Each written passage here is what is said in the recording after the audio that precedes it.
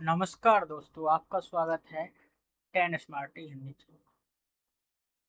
आशा करता हूँ आप लोग बहुत अच्छे होंगे, मस्त होंगे, स्वस्थ होंगे। हम लोग डॉक्टर नगेंद्र का हिंदी साहित्य का इतिहास पढ़ रहे थे। उसमें द्वितीय खंड पढ़ रहे थे, भक्ति काल, जिसमें हमने अध्याय 4 में निर्गुण भक्ति का पढ़ रहे हैं। उसमें सबसे पहले देखा था हमने निर्गुण भक्ति का स्वरूप, संत काव्य, ठीक है। उसमें उपलब्ध सामग्री, उसके साहित्य साहित्य का प्रश्न, ठीक है। इसी कड़ी में हमने देखे थे निर्गुण भक्ति धारा के प्रमुख कवि। इसमें रामानंद को देख लिया हमने, कबीरदास को देख लिया, रैदास को देख लिया, नानक देव, जम्बनाथ, हरिदास निरंजनी, सिंगा लालदास, सुंदरदास, बाबालाल, अन्य संत कवि, इस सभी को देख लिया। इसी कड़ी में संत काव्य की सामान्य प्रवृत्तियां देखी थी, जिसमें रस, भाषा, अलंकार, छंद, युगबोध आदि को देख लिया। आज हम लोग देखेंगे प्रेमाख्यान काव्य। इसमें इसके बारे में देखेंगे। सबसे पहले इसका उद्गम स्रोत क्या है तथा पूर्व परंपरा। तो उसके लिए हम लोग देखना चालू करेंगे प्रेमाख्यान काव्य। हिंदी साहित्य के मध्यकाल के आरंभ से पूर्व ही एक ऐसी काव्य परंपरा का परिवर्तन हो चुका था जो विभिन्न विद्वानों के विभिन्न नामों से पुकारा है। प्रेम मार्गी सूफी काव्य, प्रेमाख्यान काव्य को प्रेम मार्गी सूफी काव्य भी कहते हैं। प्रेम काव्य, प्रेम कथानक काव्य, प्रेमाख्यान काव्य, सूफी काव्य आदि। वस्तुतः ये नाम इस तथ्य के द्योतक हैं कि इस परंपरा में काव्य ग्रंथों में प्रेम तत्व की प्रमुखता है, ठीक है। इसमें मतलब इस चीज को दिखाते हैं कि इसमें इनके काव्य ग्रंथों में प्रेम के तत्व की प्रमुखता है, किंतु इनका प्रेम तत्व परंपरागत भारतीय श्रृंगार भावना से थोड़ा भिन्न है। जो भारतीय श्रृंगार भावना है ना, उससे भिन्न है, थोड़ा भिन्न है। यहाँ सामान्यतः श्रृंगार रसात्मक काव्यों में विवाह, दाम्पत्य एवं सामाजिक जीवन की मर्यादाओं को स्वीकार करके चलने वाले गारस्थिक प्रेम का निरूपण होता रहा है। वहीं इनमें शुद्ध स्वच्छंदतापूर्ण दृष्टिकोण, सौंदर्य भावना, साहसपूर्ण क्रियाकलाप एवं समाज विमुख प्रणय भावना का चित्रण हुआ है। इसलिए इस विशिष्टता को प्रारंभ में फारसी प्रभाव या सूफी प्रभाव की देन के रूप में स्वीकार करते हुए इनकी प्रेम पद्धति को अभारतीय घोषित कर दिया गया है, ठीक है। इनकी प्रेम पद्धति को क्यों अभारतीय घोषित कर दिया गया है? क्योंकि इनमें फारसी प्रभाव है या सूफी प्रभाव, इसके कारण इनकी प्रेम पद्धति को अभारतीय है, मतलब ये भारतीय नहीं है, ये स्वीकार कर दिया गया। किंतु ज्यो ज्यो हिंदी में शोध कार्य की प्रगति होती जा रही है, त्यों त्यों यह स्पष्ट होता जा रहा है कि स्वच्छंदता, सौंदर्य, साहस, कल्पना आदि से मिश्रित प्रणय भावना किसी भाषा विशेष, देश विशेष या संप्रदाय विशेष की विशेषता ना होकर एक ऐसी सर्वजनीन प्रवृत्ति है जो हर भाषा में, हर देश के साहित्य में समय समय पे परिस्थितियों के प्रभाव से उन्मूलित होती रही है। इस प्रवृत्ति को विश्व साहित्य के संदर्भ में रोमांस अर्थात स्वच्छंद प्रेम कहा गया है। जब कोई भी समाज परंपराओं, रूढ़ियों व मर्यादाओं से अत्यधिक जकड़ जाता है तो उसकी प्रतिक्रिया स्वरूप स्वच्छंदता, उच्च श्रृंखलता का उन्मूलित होना स्वाभाविक है। इसी के प्रतिबिंब स्वरूप विभिन्न भाषाओं के साहित्य में समय समय पर स्वच्छंद प्रेम की प्रवृत्तियों का चित्रण होता रहा है। यह दूसरी बात है कि देश काल की परिस्थितियों के भेद से इसकी विषय वस्तु एवं शैली में थोड़ा बहुत अंतर यत्र तत्र दृष्टिगोचर हुआ हो। हिंदी के मध्यकालीन प्रेमाख्यानों को भी विश्व के इसी रोमांस साहित्य की एक धारा या शाखा के रूप में ग्रहण करना चाहिए। अब इसके नेक्स्ट कड़ी में हम लोग देखेंगे प्रेमाख्यान काव्य, उद्गम स्रोत या तथा पूर्व परंपरा।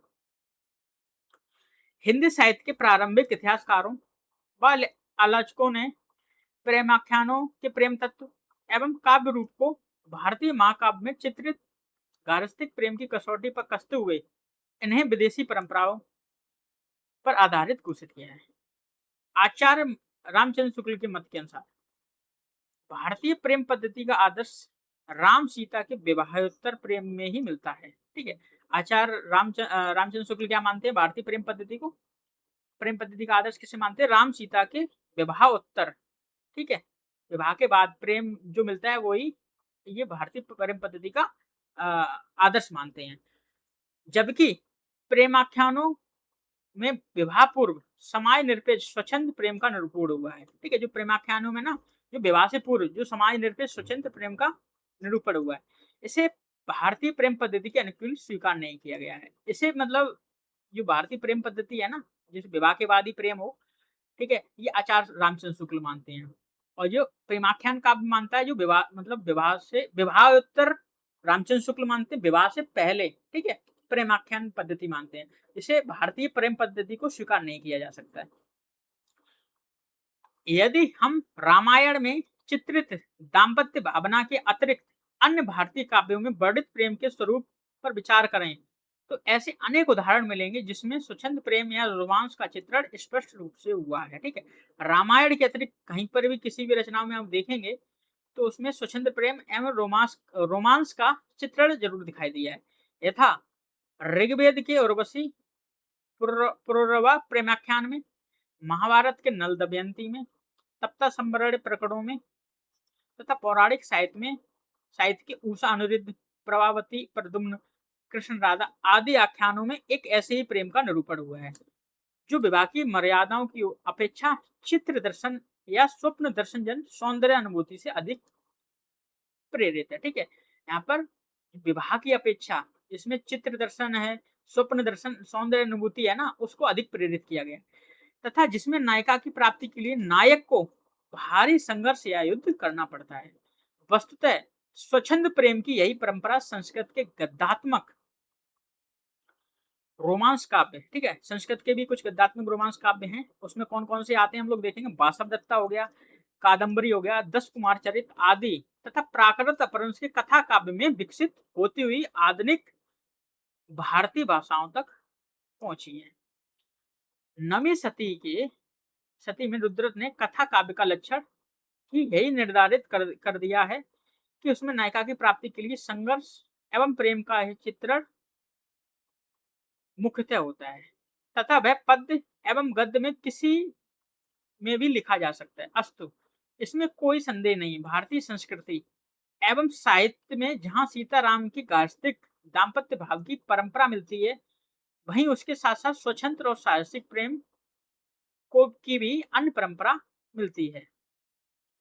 ठीक है, अन्य परंपरा ऋग्वेद से लेकर मध्ययुगीन साहित्य तक बराबर मिलती है। ठीक है, मतलब जो राम सीता के ना गार्हस्थ्यिक दंपत्ति भाव की परंपरा मिलती है उसके बराबर पैरेलल, ठीक है, समानांतर, ठीक है, उसमें स्वच्छंद और साहसिक प्रेम की भी परंपरा मतलब मध्ययुगीन साहित्य तक बराबर मिलती रहती है। इसमें इस तरह से बताया गया है। राम यदि भारतीय आदर्शवाद की चरम सीमा के प्रतिनिधि हैं तो कृष्ण स्वच्छंदतावाद के प्रवर्तक हैं। अब क्वेश्चन बन जाएगा, इंपॉर्टेंट हो जाएगा ये कि राम को उन्होंने भारतीय आदर्शवाद के चरम सीमा का प्रतिनिधि माना है तो कृष्ण को स्वच्छंदतावाद के प्रवर्तक के रूप में माना है, जो परंपरा और रूढ़ी की अपेक्षा भावना को अधिक महत्व प्रदान करता है। ऐसी स्थिति में हमें दोनों की परंपराओं को भारतीय संस्कृति की दो भिन्न स्थितियों अवस्थाओं को द्योतक मानना होगा। ठीक है, जबकि आचार्य शुक्ल के अनुसार भारतीयता का प्रतिनिधित्व एकमात्र राम की ही परंपरा करती है। ठीक है, आचार्य रामचंद्र शुक्ल है ना, जो उन्होंने बताया ना जो भारतीयता का प्रतिनिधित्व है वो सिर्फ एक ही लोग करते हैं, वो राम की ही परंपरा करती हैं। लेकिन इसमें बताया गया है कि हमें दोनों की संस्कृतियों को दोनों की अवस्थाओं को मतलब मानना होगा कि ये दोनों बराबर चलेंगे, दोनों को ही महत्व देना पड़ेगा, एक दूसरे की उपेक्षा नहीं करनी पड़ेगी। इसमें इस तरह से अपने इसी दृष्टिकोण के कारण वे न केवल प्रेमाखंड काव्य परंपरा को विदेशी घोषित कर देते हैं अपितु कृष्ण चरित्र के लेकर नल दमयंती तक के प्रेम निरूपण को भी अभारतीय सिद्ध कर देते हैं। ठीक है, यानी कि जो एक अपनी रूढ़िवादी सोच नहीं कह सकते हैं, इसी दृष्टि के कारण यानी कि एकमात्र भारतीयता के इन्होंने अपने आप को पूर्वाग्रह कर लिया है कि इन्होंने भारतीयता का प्रतिनिधित्व सिर्फ राम को ही बताया है, राम की परंपरा को ही बताया है। इस कारण से है ना जो इन्होंने प्रेमाख्यान परंपरा है ना इसको तो विदेशी घोषित कर ही देते हैं। साथ ही ये क्या करते हैं, कृष्ण चरित्र है ना, और कृष्ण चरित्र से लेकर जो नल दमयंती के प्रेम का निरूपण हुआ है इन रचनाओं में, तो उसको एक तरह से इन्होंने भारतीय अभारतीय जो भारतीय नहीं है उसे सिद्ध कर देते हैं ये। इस संबंधों में उन्होंने तर्क दिया है, वह भी विचित्र है। अब तर्क क्या दिया है, अब वो देखते हैं हम लोग। राम के समुद्र में उन्होंने लिखा है, ये इंपॉर्टेंट हो जाएगा, राम के समुद्र में पुल बांधने और रावण जैसे प्रचंड प्रचंड शत्रु को मार गिराने का को हम केवल एक प्रेमी के प्रयत्न के रूप में नहीं देखते, वीर धर्मानुसार पृथ्वी का भार उतारने के लिए प्रयत्न के रूप में देखते हैं।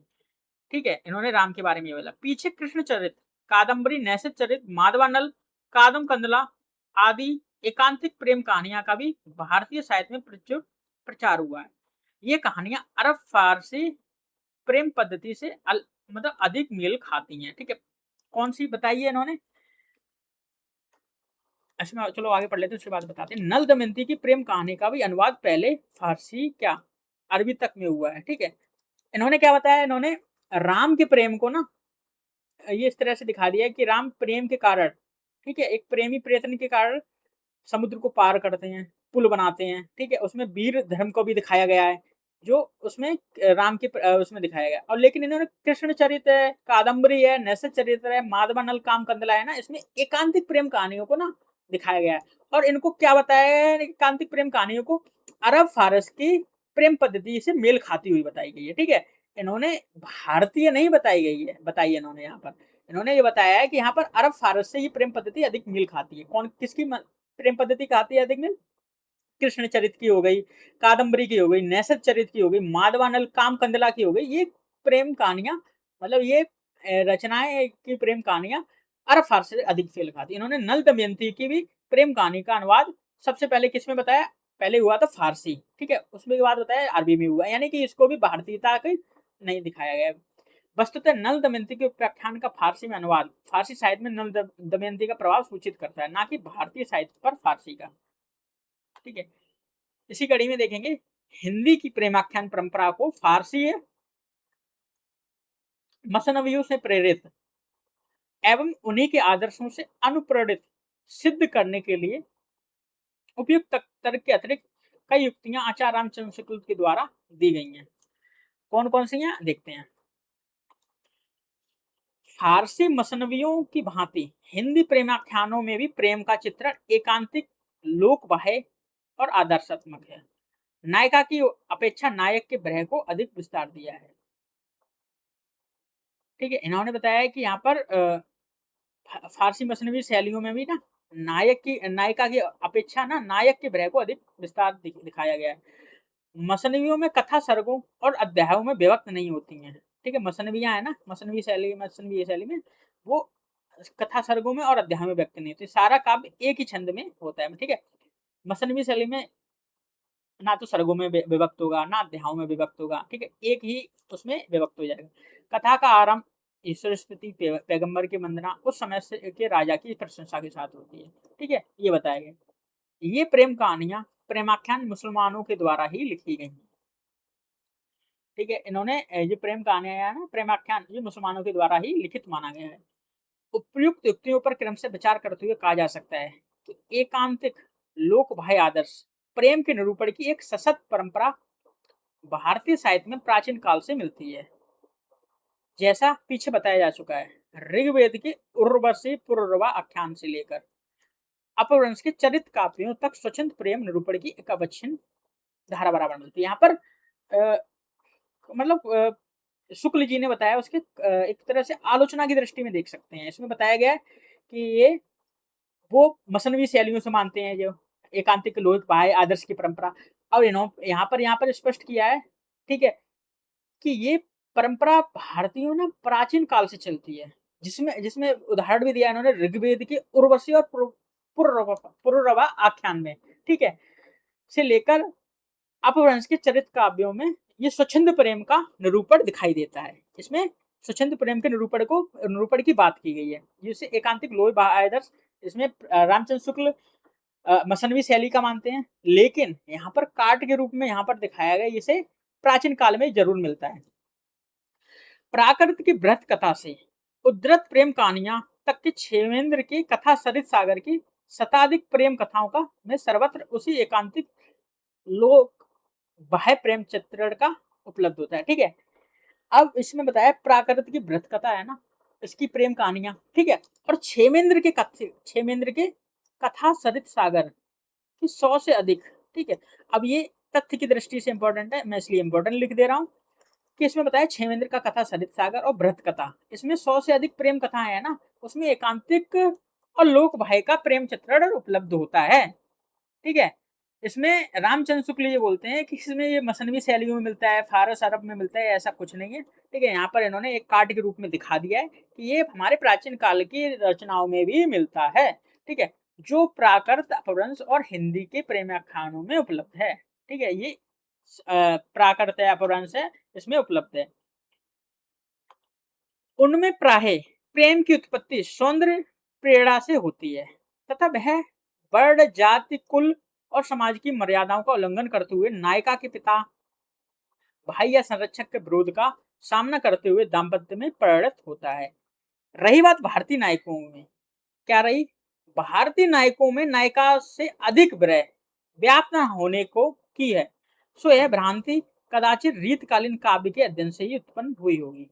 अन्यथा भारतीय प्रेम काव्यों की परंपरा में सदा ही से ही नायक नायिका से अधिक भावुक रहा है। ठीक है, अब इन्होंने क्या बताया कि नायक भावुक नहीं रहता है, नायकों में अधिक नायिका से अधिक विरह व्याप्त नहीं होता है, इसमें बताया गया है भारतीय नायकों में, मतलब ये बता रहे हैं कि भारतीय नायक है ना, वो नायिका के प्रति अधिक विरह नहीं दिखाता है। ठीक है, अब इन्होंने क्या बताया, यह भ्रांति है ना, एक भ्रांति बता दी, भ्रांति कब बता दी इन्होंने कि रीतकाल काव्य से आई है ये। ठीक है, लेकिन इन्होंने बताया कि यहाँ पर कार्ड के रूप में देख सकते हैं कि इन्होंने क्या बताया, रामचंद्र शुक्ल के कार्ड के रूप में भारतीय प्रेम काव्यों में ना, परंपरा में ना, जो नायक है ना, नायिका से अधिक भावुक दिखाया है। ठीक है, मतलब यहाँ पर आलोचना का बारे में बताई गई है। इसमें बताया गया है कि ऋग्वेद का पूर्वा उर्वशी के विरह में पागलों की भांति प्रलाप करते हुए प्रेम याचना करता है। ठीक है, यहाँ पर उदाहरण भी किया है कि रामचंद्र शुक्ल ने जो बोला है ना कि भारतीय नायक नायिकाओं से अधिक विरह व्याप्त नहीं होता है। ठीक है, लेकिन इन्होंने कार्ड के रूप में इसका उदाहरण दे दिया ऋग्वेद का पुरवा उर्वशी संवाद, इसमें ना नायक है ना, पुरवा है, नायक पुरवा, जो उर्वशी के ब्रह में है ना, पागलों की तरह विलाप करता है। ठीक है, प्रेम याचना करता है। ठीक है, यहाँ उदाहरण दे दिया, जबकि उर्वशी निष्ठुरता पूर्वक उसे ठुकरा कर चली जाती है। ठीक है, एक तरह से ठुकरा कर चली जाती है। कालिदास का ब्रहीयच आषाढ़ की प्रथम बौछार से ही उन्मत्त होकर प्रकृत अप्रकृत का विवेक भूल जाता है। ठीक है, यहाँ पर एक और उदाहरण दे दिया, जो कालिदास का ब्रहीयच है ना, ठीक है, आषाढ़ की प्रथम बौछार पड़ते ही ना वो एकदम उन्मत्त हो जाता है, उसमें क्या प्रकट है क्या प्रकट है सबको भूल जाता है, यानी कि भ्रम में पड़ जाता है। इसी कड़ी में हम लोग देखते हैं कि कादम्बरी का नायक क्या है, कादम्बरी का नायक, कादम्बरी के नायक को भी इसमें बताया गया कि वो भी एक ब्रही नायक है, कि वो ब्रह में नायक के प्रति ब्रह मतलब ब्रह दिखाता है कि ब्रह की प्रथम आंच में ही पिघलकर अपने प्राण त्याग कर देता है। ठीक है, इसमें इस तरह का दिखाया है कि कादम्बरी के नायक में। अब ये मेंस की दृष्टि से बहुत उपयोगी हो जाएगा भाई, ये आलोचना में। ठीक है, और ये इस तरह से आंसर मतलब एक अच्छा आंसर बन जाएगा आपका, इसमें से बहुत अच्छा आंसर। ठीक है, इसमें तथ्य तो नहीं आ रहे पर आपकी एक समझ बहुत अच्छी विकसित हो जाएगी इसमें से। जबकि उसकी नायिका उसके 3 जन्मों तक जीवित रहती है। ठीक है, मरने के बाद नायिका ना 3 जन्मों तक जीवित रहती है, तथा यही बात 10 कुमार चरित में मिलती है। कथा सरित सागर एवं प्राकृत अपभ्रंश के कथा काव्यों में 100 से अधिक नायकों पर लागू होती है। ठीक है, यहाँ पर एक तरह से दिखाते हैं कि जो शुक्ल जी ने बात की थी, यहाँ पर काट मिल जाता है। यहाँ पर शुक्ल जी के विरोध नहीं कह सकते, आलोचना में ये बात सिद्ध हो जाती है कि नायक भी ब्रह में अपना प्राण त्याग कर सकता है। ठीक है, इधर उधर प्रेमिका के प्रति अपनी प्रेमार्चना वगैरह ये सब दिखाया गया है कि ये सब मतलब मसनवी शैली में नहीं था, ये भारतीय पद्धति में भी था। वे निश्चय ही नायिका से अधिक कातर, ठीक है। अस्तु लगता है कि हाँ भी शुक्ल जी ने भारतीय नायक नायिका की कसौटी के रूप में एकमात्र मर्यादा पुरुषोत्तम राम को ही ग्रहण किया। इन्होंने एक पूर्व धारणा बना ली है कि मर्यादा पुरुषोत्तम राम के अलावा कोई नायक नहीं है। ठीक है, इस तरह से दिखाया है कि मर्यादा पुरुषोत्तम राम ने जो किया है वो मतलब ठीक है, हमारे आदर्श है, मानते हैं, पर इन्होंने इस तरह से दिखा दिया है कि इनको ही एक तरह से ग्रहण किया है एक नायक के रूप में। किंतु यदि तुलनात्मक दृष्टि से देखा जाए तो रामायण में सीता की अपेक्षा राम का विरह अधिक व्यापक दृष्टिगोचर होता है। ठीक है, यहाँ पर भी एक कार्ड के रूप में दे दिया। यहाँ पर रामायण में भी है ना, सीता की अपेक्षा राम के विरह को अधिक दिखाया है, बताया। ऐसी स्थिति में भारतीय नायकों को विरह प्रूफ घोषित करना कहाँ तक उचित है? ये क्वेश्चन उठता है कि हाँ, अगर भारतीय नायक भाई है तो भाई विरह प्रूफ कहाँ तक होगा, मतलब उसमें विरह ही व्याप्त नहीं होगा, कहाँ तक उचित है? अब इसी कड़ी में देखते हैं, यदि सूक्ष्मता से देखा जाए, क्या देखा जाए, तो स्पष्ट होगा कि हिंदी प्रेमाख्यान काव्यों में प्रेम संबंधी प्रवृत्तियों में फारसी मसनवियों में चित्रित प्रेम का स्वरूप में एक गहरा अंतर है। फारसी में प्रेमाख्यानों में नायक नायिका बचपन से एक दूसरे से परिचित होते हैं। ठीक है, फारसी प्रेमाख्यानों काव्य में क्या होता है, नायक नायिका है ना, वो एक दूसरे से बचपन में ही परिचित होते हैं। उनमें प्रेम का उद्भव प्रथम दर्शन से नहीं और ना ही स्वप्न दर्शन और चित्र दर्शन से होता है। ठीक है, अब भाई जो बचपन से हैं तो उसमें ना तो ऐसी भावना उत्पन्न होती है, ना तो उनका प्रेम दर्शन मतलब उत्पन्न प्रथम दृष्टा देखकर ही उत्पन्न हो सकता है, ऐसा कुछ नहीं है। ना तो स्वप्न दर्शन से हो सकता है, ऐसा कुछ नहीं बताया गया है। अपितु बाल काल के सहचर्य के कार्यक्रम से होता है, मतलब यू दर प्रति दर मतलब बढ़ता चलता है, बचपन में साथ खेलना कूदना, इस तरह से दिखाया गया है। यथा लैला मजनू जैसे दिखाया गया है, लैला मजनू की सहपाठिनी थी तथा सीरी भी फरियाद को अपने पिता के शिल्पी के रूप में बाल्यकाल से जानती थी। दूसरे फारसी मसनवियों में नायक नायिका के प्रणय के मध्य प्रीत नायक बाधक बनता है। ठीक है, मसनवी मसलवी शैलियों में क्या है, नायक नायिका नायिका के बीच प्रतिनायक। ठीक है, हम जिसे जिसे हीरो हीरोइन बोलते हैं इंग्लिश में, प्रतिनायक को खलना मतलब उसे विलन बोलते हैं। ठीक है, एक बाधा के रूप में आता है मसनवी शैलियों, कौन सी में, फारसी मसनवी शैलियों। ठीक है, प्रतिनायक जिसे हम हिंदी में प्रतिनायक, खलनायक यानी कि विलन, इंग्लिश में विलन। ठीक है, एक बाधा के रूप में दिखाया जाता है। जबकि भारतीय प्रेमाख्यानों काव्यों में नायिका का पिता भाई या संरक्षक बाधा डालता है। ठीक है, इसमें अब दोनों को अंतर स्पष्ट कैसे कर दिया इन्होंने, फारसी में ना नायक नायिका के बीच घर का नहीं होगा, प्रतिनायक कोई और ही होगा। ठीक है, बाधा के रूप में। अब मतलब भारतीय प्रेमाख्यानों में नायिका का पिता है, भाई है या संरक्षक है, ये बाधा डालते हैं। तीसरा तीसरा पॉइंट क्या है, तीसरे पॉइंट में अंतर के रूप में दिखा सकते हैं, क्या है, फारसी मसनवियों में नायिका का विवाह प्रीत नायक से हो जाता है और नायक आत्महत्या कर लेता है। ठीक है, फारसी मसनवी शैली में नायिका का विवाह क्या हो जाता है, प्रीत नायक से, यानी मतलब उसके नायक के अपोजिट है ना प्रीत नायक।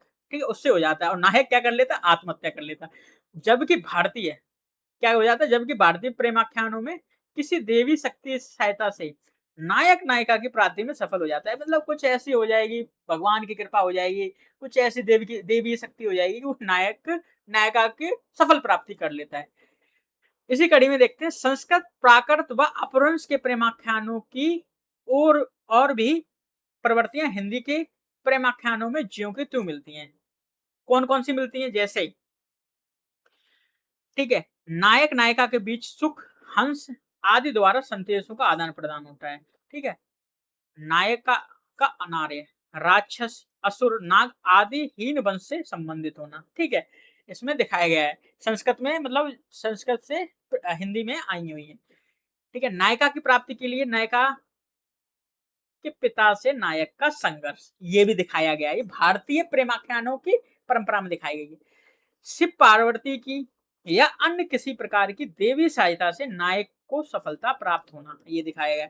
इन तथ्यों को ध्यान में रखते हुए निसंकोच कहा जा सकता है कि हिंदी प्रेमाख्यानों में चित्रित प्रेम का स्वरूप, पद्धति एवं उनकी प्रवृत्तियां फारसी मसनवियों के प्रतिकूल तथा पूर्व रचित प्रेमाख्यानों के अनुकूल हैं। ठीक है, अब शुक्ल जी बोलते हैं कि ये प्रवृत्तियां मसनवी शैली में मिलती हैं। यहाँ पर इन्होंने दिखाया है कि ये शैलियां पूर्व रचित हैं, भारतीय प्रेमाख्यानों के अनुकूल हैं, पूर्व रचित हैं, भारतीय फारसी मसनवी शैलियों के प्रतिकूल हैं। ठीक है, इस तरह से देखा गया। अब आती है शैलीगत प्रवृत्तियों की बात। क्या आती है? शैलीगत प्रवृत्तियां की ये दोनों में भिन्नता है। अब क्या है देखते हैं। इन्होंने बताया कि कथा का सर्गों या अध्यायों में विभक्त ना होना, कथा के आरंभ से ईश्वर की स्तुति, गुरु वंदना, कवि द्वारा आत्म परिचय देना आदि प्रवृत्तियों का उल्लेख भामा एवं रुद्रट द्वारा कथा काव्य के लक्षणों के रूप में उस समय से हो चुका था, जबकि फारसी में भी अभी तक पहली मसनवी की रचना भी नहीं हुई थी। इन्होंने क्या बताया था रामचंद्र शुक्ल ने कि जो कथा है ना उनकी मसनवी और उनकी शैली में जो लिखी गई कथा, वो मतलब ना तो सरगु में विभक्त होती है ना तो अध्याय में, और यहाँ पर एक तरह से काट के रूप में क्या बताया। ठीक है, इसमें बताया कि ये प्रवृत्ति बहुत पहले से चालू हो चुकी थी। मतलब इसमें उदाहरण के रूप में किसका नाम ले लिया उन्होंने? भामा का नाम ले लिया और रुद्रट का नाम ले लिया, कि जो कथा काव्य के लक्षण है ना उसमें पहले से दिखा चुके हैं। ये बहुत पहले से चालू हो चुकी थी कि ये उसमें ईश्वर की वंदना, ईश्वर गुरु वंदना, कवि द्वारा आत्म परिचय देना, ये प्रवृत्तियां पहले से हो चुकी थी। ठीक है, इसमें ना तो इसमें सर्गों में विभक्त था ना तो अध्याय में विभक्त था। इन लक्षणों का पालन कौतूहल कवि के लीलावती, ठीक है, प्रेमाख्यान में तथा अपभ्रंश के आख्यानों में पूरी तरह हुआ। ठीक है, कौतूहल के कवि के लीलावती प्रेमाख्यान काव्य है ना, उसमें ये इस तरह के पूरी तरह से अपभ्रंश का आख्यान है, इसमें पूरी तरह से पालन हुआ इन लक्षणों का। अपभ्रंश के सुदर्शन चरित में, ठीक है, अपभ्रंश के किसके? सुदर्शन चरित तथा अन्य आख्यानों में कवि ने समकालीन राजा की प्रशंसा की है। जहां तक छंद योजना की बात है, ठीक है, इसमें भी मतलब इस तरह से सुदर्शन चरित में देख सकते हैं, लीलावती में देख सकते हैं कि इसमें सर्गों विभक्त अध्यायों में नाथ होकर सीधी तरह से मतलब इस तरह के लक्षण प्रतिलक्षित होते हैं, जिसे रामचंद्र शुक्ल ने मसनवी शैली का बताया, ये भारतीय में भी दिखाई देते हैं। ठीक है, हिंदी की प्रेमाख्यानों में मसनवियों की भांति सर्वत्र एक ही छंद का प्रयोग नहीं मिलता है। ठीक है, हिंदी में प्रेमाख्यानों में मसनवियों की भांति सर्वत्र एक ही छंद का प्रयोग नहीं मिलता, अपितु कम से कम दो छंदों, दोहा, चौपाई का प्रयोग मिलता है। वस्तुतः चौपाइयों के बीच बीच में दोहा जैसी दो पंक्तियों के छंद या धत्ता देकर प्रबंध लिखने की परंपरा का सूत्रपात अपभ्रंश के प्रथम प्रबंधकार स्वयंभू द्वारा हुआ था, जिसका निर्भय आगे चलकर पुष्पदंत, धनपाल, नय नंदी, कनकामर आदि आख्यान रचनाओं द्वारा हुआ। अतः दोहा चौपाई शैली में एक ही छंद में रचित मसनवियों की देन बताना सर्वथा असंगत होगा। ठीक है, ये यहाँ पर बताया कि दोहा चौपाई की शैली को एक ही छंद के रचित मसनवियां है ना, मसनवियों ने मतलब की है, इस तरह से नहीं बताया। इन्होंने बताया कि इस तरह के प्रबंध के ना सूत्रपात कब से हो चुका था? प्रबंध के स्वयंभू द्वारा कर दिया गया था। कदाचित इस असंगति का बोध स्वयं आचार्य शुक्ल के बाद में हो गया था, जिससे वे अपने हिंदी साहित्य के इतिहास में नए संस्करण में अपभ्रंश में जैन चरित काव्यों के प्रसंग में लिखते हैं। क्या लिखते हैं अपने हिंदी साहित्य के? चौपाई धोए की यह परंपरा हम आगे चलकर सूफियों की प्रेम कहानियों में, तुलसी के रामचरितमानस में तथा छत्र प्रकाश के ब्रजविलास, सवल सिंह की चौहान के महाभारत इत्यादि अनेक आख्यानों में पाते हैं। यानी फिर यहाँ पर उनको एक तरह से आलोचना देखकर या समझकर इस तरह के बोध जरूर हो गया। उन्होंने दूसरे संस्करण में क्या निकाल दिया, यानी अपने नए संस्करण में, दूसरे में नहीं नए संस्करण में इस तरह की बात मान ली कि इन्होंने बताया दोही चौपाई की यह परंपरा है ना सूफियों में भी मिलने लगी। ठीक है, ये बात उन्होंने स्वीकार कर ली रामचंद्र शुक्ल ने। ईश्वरदास की सत्यवती कथा के प्रसंग में इसी मत को पुनः पुष्टि करते हुए लिखते हैं। क्या लिखते हैं? यही अवधि भाषा चौपाई दोहे का क्रम और कहानी के रूप में सूफी कवियों ने ग्रहण किया। ठीक है, ये भी स्पष्ट मतलब पुष्टि कर दी, मत की पुनः पुष्टि कर। अतः इसमें कोई संदेह नहीं कि हिंदी प्रेमाख्यानों की शैली को फारसी मसनवी के अनुकृत बताना ही उतना ही असंगत है जितना कि उनकी प्रेम पद्धति या विषयगत प्रवृत्तियों को अभारतीय बताना। ठीक है, यहाँ पर इस तरह से दिखा दिया है कि मतलब उनको ना तो अनुकृत बता सकते हैं ना तो उन्हें अभारतीय बता सकते हैं प्रेम पद्धति को। ठीक है, इसी कड़ी में हम आगे देखते हैं। आचार्य शुक्ल के युग तक इस परंपरा के 8 आख्यान ही उपलब्ध हुए। ठीक है, जिनमें से 6 रचयिता मुस्लिम थे, जबकि अन्य परंपरा संबंधित 53 कवियों के प्रेमाख्यान उपलब्ध हो चुके हैं, जिनमें 36 हिंदू हैं और आरंभिक 11 कवियों में से भी 8 हिंदू हैं। अतः संप्रदाय के आधार पर इन्हें फारसी मसनवियों की देन बताना निरर्थक है। यानी रामचंद्र शुक्ल ने मुसलमानों बताया कि इनकी रचनाएं ना सिर्फ मुसलमानों ने की। इस तरह से उन्होंने यहाँ पर स्पष्ट कर दिया है कि 53 कवियों में 36 हिंदू हैं, आरंभिक 8 कवियों ने सिर्फ हिंदू हैं। इस तरह से इन्होंने बताया कि इनके इस आधार पर है ना, इसे मसनवियों की देन, फारसी मसनवियों की देन संप्रदाय के आधार पर निरर्थक बताया। ठीक है। इसके अतिरिक्त अंत्यशास्त्र से भी हिंदी के प्रेमाख्यान पूर्ववर्ती संस्कृत, प्राकृत, अपभ्रंश काव्य से प्रेरित सिद्ध होते हैं। एक तो दामोदर, जायसी, मंझन, उस्मान, आलम प्रवर्ती कवियों ने अपने काव्य को कथा विशेषण से भूषित किया है। दूसरे, उन्होंने कथा के आधार पर स्रोतों को संकेत देते हुए संस्कृत प्राकृत काव्यों को ही निर्देश किया है। इसके अतिरिक्त 18वीं सदी के पूर्व रचित प्रेमाख्यानों के आदर्श प्रेमियों के रूप में नल दमयंती, उदयन वासवदत्ता, शकुंतला दुष्यंत, भर्तृहरि पिंगला, विक्रम सपनावती आदि भारतीय युगलों का ये निर्देश मिलता है। उनमें कहीं उपमान के रूप में भी फारसी काव्य के नायक नायिकाओं का नाम उल्लेख नहीं है। अतः प्रत्येक दृष्टि से यह परंपरा पूर्ववर्ती भारतीय प्रेमाख्यान परंपरा की कटुट कड़ी के रूप में दिखाई देती है। अब इसी कड़ी में देखेंगे आगे। वैसे तो भारतीय साहित्य में ऋग्वेद से ही अनेक सुंदर प्रेमाख्यान उपलब्ध होने लगते हैं, किंतु इनकी अखंड परंपरा का सूत्रपात महाभारत से होता है। अब इसमें दिखा सकते हैं कैसे।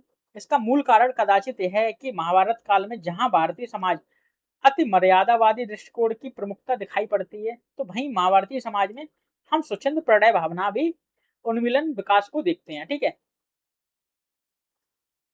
कि महाभारत काल से पूर्व है ना, ये भारतीय समाज में अति मर्यादावादी दृष्टिकोण दिखाई देता है, लेकिन महाभारतीय समाज में क्या दिखाई देता है, स्वच्छंद प्रेम भावना, प्रणय भावना का विकास देख सकते हैं। महाभारत में बड़े विभिन्न प्रसंगों से यह स्पष्ट हो जाता है उस युग में प्रणय के क्षेत्र में जाति, कुल, वर्ण तथा लोक मर्यादा का विचार बहुत कुछ तक शिथिल हो चुका था। यानी कि जो इस तरह की प्रणय भावना के क्षेत्र में है ना, जाति देखना, कुल देखना, वर्ण देखना आदि, मतलब लोक मर्यादा से संबंधित जो जो कुछ था ना, वो एक तरह से ढीला पड़ चुका था। इस तरह से कठोर नहीं था कि इस तरह से माने ही माने जाति, कुल, वर्ण को। तथा सौंदर्य की प्रेरणा से ही प्रेम और विवाह संबंध स्थापित होने लगे थे। सौंदर्य की प्रेरणा से ही विवाह आदि होने लगे थे। प्रेम और विवाह के क्षेत्र में आर्य अनार्य का भेद भी लुप्त हो गया थे। ठीक है, इस तरह के भेद भी लुप्त से हो गए थे। इसीलिए भीम एक, मतलब यहाँ पर आख्यान के रूप में देख सकते हैं। एक बात आई है, भीम असुर कन्या है ना, हिडम्बा, हिडम्बा से, अर्जुन नाग कन्या से चित्रगंधा से, कृष्ण ऋच कन्या जामवती से विवाह कर लेते हैं। ठीक है, यहाँ पर विवाह के बारे में दिखाया गया कि ये आर्य अनार्य के मतलब ये विवाह संबंधी बात है ना, वो भी लुप्त हो चुकी थी। यहाँ पर बताया भीम है ना, असुर कन्या हिडम्बा से विवाह कर लेते हैं। नाग कन्या से कौन कर लेता है, अर्जुन विवाह कर लेते हैं। कृष्ण ऋच कन्या से जामवती से विवाह कर लेते हैं। प्रणय स्वप्नों की पूर्ति के लिए सामाजिक मर्यादाओं का उल्लंघन, नायिका का बलात् अपहरण, नायिका के संरक्षणों से भी युद्ध अनुचित नहीं माना जाता था। ठीक है, कृष्ण के द्वारा रुक्मिणी का तथा अर्जुन के द्वारा सुभद्रा का अपहरण तथा भीम हिडम्बा, प्रद्युम्न प्रभावती, अनिरुद्ध उषा प्रसंगों में नायिका संरक्षकों से युद्ध इसी तथ्य को प्रमाणित करता है। ठीक है, लोग मतलब इस तरह के दिखाया कि यहाँ पहले मर्यादाओं का उल्लंघन करते हुए जबरदस्ती नायिका के संरक्षकों से युद्ध करके, मतलब जो नायिका के संरक्षक हैं, पिता हैं आदि हैं, मतलब जो संरक्षक हैं उनसे युद्ध करके विवाह तक हुए हैं। इसमें उदाहरण दे दिए इन्होंने, किसके दे दिए, कृष्ण के द्वारा रुक्मिणी का। ठीक है, कृष्ण ने जैसे रुक्मिणी का किया था, अर्जुन के द्वारा सुभद्रा का अपहरण। ठीक है, भीम हिडम्बा का, प्रद्युम्न प्रभावती, अनिरुद्ध उषा का प्रसंगों में नायिका के संरक्षकों से इसी तथ्य को प्रमाणित करता है, इस तथ्य को प्रमाणित कर देता है। ऐसी स्थिति में यदि महाभारत से ही स्वच्छंद प्रेमाख्यानों या रोमांस साहित्य का परिवर्तन माना जाए, ठीक है, महाभारत से ही अगर स्वच्छंद प्रेमाख्यानों रोमांस का परिवर्तन माना जाए तो उसे अनुचित नहीं ठहरा सकते, उसे सही ठहराएंगे। महाभारत के प्रासंगिक उपाख्यानों में सर्वाधिक महत्वपूर्ण क्या है? सर्वाधिक महत्वपूर्ण क्या? नल दमयंती वन पर्व है ना, 53 से 89 उपाख्यान है, जिसमें प्रेम की वे सभी प्रमुख प्रवृत्तियां विद्वान है, जो प्रवृत्ति भारतीय प्रेम आख्यानों में भी बराबर प्रचलित चलती रही है। क्या है? जैसे नायक नायिका के अप्रत्यक्ष परिचय से ही प्रेम की उत्पत्ति, हंस के द्वारा संदेशों का आदान प्रदान, नायक नायिका के मिलन में अनेक बाधाओं की उपस्थिति, परिस्थितिवश नायक नायिका से विच्छेद या पुनर्मिलन, इसमें सौंदर्य प्रेम और ब्रह का चित्रण सर्वत्र रोमानी शैली में हुआ है। ठीक है, कदाचित इसीलिए संस्कृत और हिंदी के अनेक परवर्ती कवियों ने इससे प्रेरणा ग्रहण करके विभिन्न प्रेमाख्यानों की रचना की है। ठीक है, इससे बहुत से मतलब प्रेरणा ग्रहण करके विभिन्न प्रेमाख्यानों की रचना की है। अस्तु हमारे विचार में महाभारत यदि भारतीय प्रेमाख्यानों की आधारभूमि है, तो नल दमयंती उपाख्यान इसका सर्वाधिक आकर्षक केंद्र है। इसी कड़ी में देखते हैं महाभारत के अनंतर, ठीक है, हरवंश पुराण में भी ऐसे प्रेमाख्यान उपलब्ध होते हैं जो पूर्ववर्ती परंपरा को आगे बढ़ाने में योग देते हैं। कृष्ण रुक्मणी अध्याय दिया है 59-60, प्रदुम प्रभावती अध्याय दिया है 163-167, उषा अनिरुद्ध अध्याय दिया है 265-277 के आख्यान में विशेष रूप से उल्लेखनीय है। इनमें अनेक ऐसी नूतन प्रवृत्तियों का अनुमीलन हुआ है, जिन्हें परवर्ती प्रेमाख्यान रचयिताओं के कथानक रूढ़ी के रूप में ग्रहण किया है। ठीक है, जैसे देव मंदिर में पूजा के निमित्त आई हुई नायिका से नायक की गुप्त भेंट, मतलब मंदिर में जाते हुए नायक नायिका का मिलन, स्वप्न चित्र के माध्यम से दर्शन, नायिका को सोते हुए महल से उठा ले जाना, नायक को वेश बदलकर नायिका के पिता के दरबार में उपस्थित होना, नायक का बंदी हो जाना, अप्रत्याशित सहायता उसे अपने लक्ष्य तक सफलता मिलना। हरवंश पुराण में इन्हीं आख्यानों की पुनरावृत्ति विष्णु पुराण है, भागवत पुराण है, ब्रह्म वैवर्त पुराण में भी न्यूनाधिक परिवर्तन सहित हुई है। अब इसी कड़ी में देखते हैं बौद्ध युग में, जबकि भारत का व्यापारिक संबंध दूर दूर देशों में स्थापित हो गया था, भारतीय व्यापारी धर्म प्रचारक विभिन्न द्वीपों से महाद्वीपों की यात्रा करने लगे थे। ठीक है, एक दूसरे देश में जाने लगे थे, व्यापार संबंध स्थापित हो चुके थे बौद्ध युग में, तो इससे भारतीय प्रेमाख्यान रचयिताओं की कल्पना को न्यूतन प्रेरणा, नया क्षेत्र प्राप्त हुआ। अब तक मुख्यतः भारतीय या पौराणिक पात्रों के से ही प्रेम का चित्रण निरूपण किया जाता था, जो भारतीय भूमि एवं स्वदेशी परिवेश तक सीमित रहता था, जबकि उन राजकुमारों, शेठ पुत्रों व पर्यटकों से जो यव, मलय, स्वर्ण आदि द्वीपों की यात्रा करते लौटते समय उन राजकुमारों, शेठ पुत्रों या पर्यटकों से नवल सुंदरियां लेकर आते थे, जो हमारे कवियों की कल्पना शक्ति को अत्यंत उर्वर और न्यूतन क्षेत्र प्राप्त हुआ है, जिसका परिणाम है बृहत कथा की शताधिक मौलिक या नूतन प्रेम कथाओं के रूप में देखा जा सकता है। ठीक है, हम इसमें इस तरह के दिखा सकते हैं कि जो परिणाम के स्वरूप में बृहत कथा के, इसमें 100 से अधिक मौलिक और नूतन प्रेम कथाओं को देखा जा सकता है।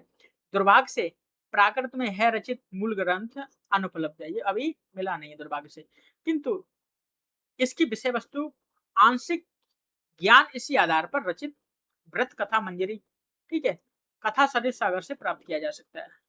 इससे संबंधित ज्ञान है ना बृहत कथा से, तो इस कहाँ से प्राप्त किया जा सकता है? बृहत कथा मंजरी और कथा सरित सागर से।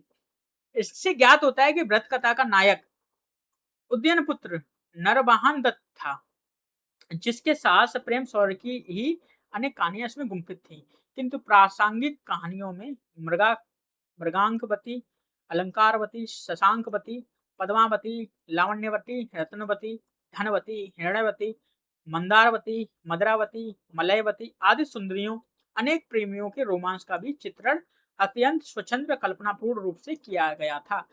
वस्तुतः इन कथाओं ने भी प्रेमाख्यान परंपरा को अनेक ऐसे नूतन कथा सूत्र प्रदान किए, जिसका उपयोग परवर्ती युग में संस्कृत, प्राकृत, अपभ्रंश और हिंदी के प्रेमाख्यानों की कथानक रूढ़ी के रूप में बारंबार किया गया है। हाँ, इस प्रकार कथा सूत्रों को संकेत मात्र है।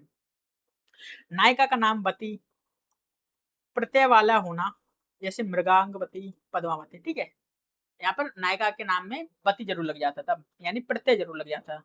नायक नायिका का जन्म देवी अनुष्ठान से होना। ठीक है, जो नायक नायिका जन्म होता था देवी अनुष्ठान होता था तभी होता था।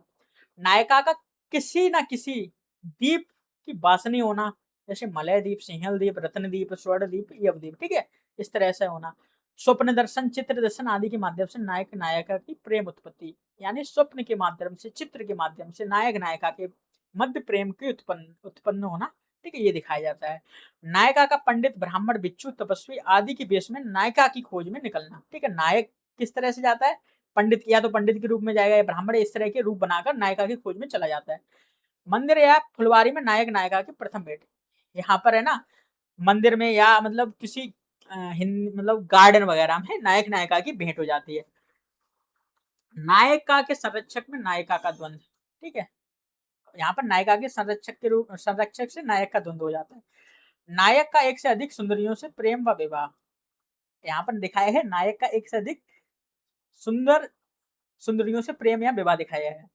यहाँ पर अगले पॉइंट में दिखाया, नायक के किसी मित्र या सिद्ध योगी बेताल देवता की सहायता से सफलता मिलना, यानी कि ये लोग नायिका के मिलन में या तो मित्र सहयोग करेगा, सिद्ध सहयोग करेगा, योगी बेताल आदि, यानी इससे सहायता मिलती है। उपयुक्त कथाओं और घटनाओं की बहुलता है, भाव व्यंजना की ओर इन रचयिताओं का ध्यान कम हो गया। परवर्ती युग में संस्कृत गद्य काव्य रचयिताओं ने अपने आख्यानों में इस अभाव की पूर्ति करने की चेष्टा की है। सुबंधु की बसव दत्ता, बाण की कादम्बरी एवं दंडी की 10 कुमार चरित में उपयुक्त सभी प्रवृत्तियां सुरक्षित रखते हुए दो नए तत्वों का सम्मिश्रण किया गया है, ठीक है? पहला कौन सा दिखाया गया? भाव व्यंजना की प्रमुखता, ठीक है? और दूसरा क्या? अत्यधिक अलंकृत शैली। इसी कड़ी में